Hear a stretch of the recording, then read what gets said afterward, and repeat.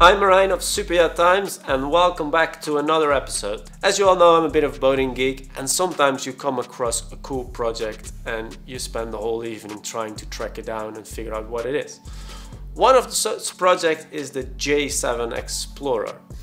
It's a 100-meter plus boat that was being built in a beach in Indonesia, and recently we published an article on our launch.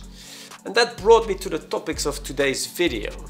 When is something a super yacht?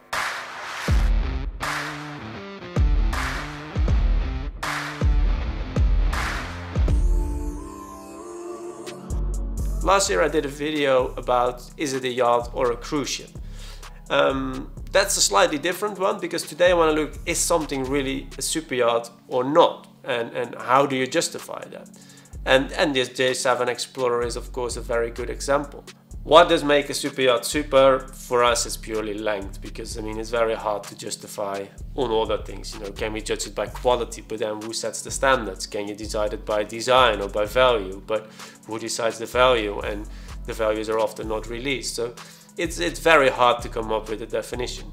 But there are some interesting examples of vessels that sometimes we include in our database as a super yacht, sometimes not, and it's not really entirely a fixed line, but that's, you know, because there are so many exceptions. So let's have a look at some of them. So what kind of category vessels are there that, you know, mixed up sometimes? So first one is support vessels. Of course, Damen Yachting is a well-known builder of super yacht support vessels, and these we include because they're specifically built as support vessels. Another interesting one is, for example, Fulg Al Salama, the 164-meter support vessel of the Oman Royal Yacht Al Said. We included her because she is a privately used vessel, but is she really a super yacht? I mean, it's hard to judge. It could also be that she's more a floating embassy or a floating palace instead of really a super yacht. Another interesting category are research vessels. You have, of course, Ocean Explorer, Petrel, Falkor and Falkor 2, and there's few of these more. These we have included. They have a special tag within our database called research vessel. We do include them because they are often owned by wealthy billionaires who also own super yachts, and they also use, often in most cases, facilities like to rebuild them, refit them, maintain them, that are also used by super yachts. So these we do include often. Another interesting vessels are vessels like Gulets in Turkey, Finishis, from which you mainly see in Indonesia, or Dhows you see in the Middle East. You know, and these are often wooden sailing yachts. This is for us a bit of a hybrid, and we judge it case by case because, you know, like if they are rented out per cabin, then we see it more as a passenger small cruise ship type of vessel. So then we don't include them. But often some of them are very nicely done, and you know, like they even could have interiors from well-known designers. So in that case, we might include them because they are privately owned. They just have the look of such a vessel.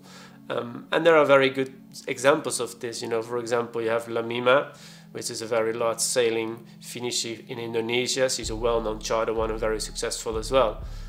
And you know, sometimes you also have some locally built wooden vessels. For example, in Dubai, we found this 47-meter, completely wooden, looking from the exterior. You know, wooden hull, wooden superstructure.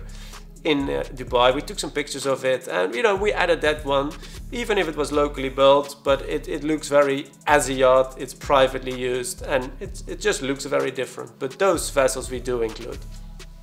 Vessels that we don't include are mostly like dive vessels or, you know, passenger vessels or things like that. Some of these dive vessels, especially in Egypt, very much have the exterior looks of yachts, and probably they could easily be converted, but they are mainly used for dive operations. Also in the Maldives you have a few of those vessels. Another interesting area is conversions. There are some well-known conversions. For example, Icon Yachts did a conversion of Ragnar. And that's really, you know, you take a commercial vessel, invest a lot of money, and it becomes a very cool explorer yacht. Other cool conversions are, for example, Arctic P, which was converted from a tug, or, you know, the 107-meter Dream, which was converted from a passenger vessel. But even well-known classic yachts like Christina O, she was originally a conversion project. And of course, these are all included. So, is there a simple rule to say something is a super yacht or not? Probably not, because it's very hard to come up with a definition already for, you know, yachts that are yachts. What does make them super? It's even more difficult for the type of vessels I mentioned before. So it comes down a lot to individual judgment. And that's what we do as well. We have our own intelligence team who looks at these cases day by day and make decisions based on them. Let us know if you have any questions about this or any comments. Thank you for watching. See you at the next one.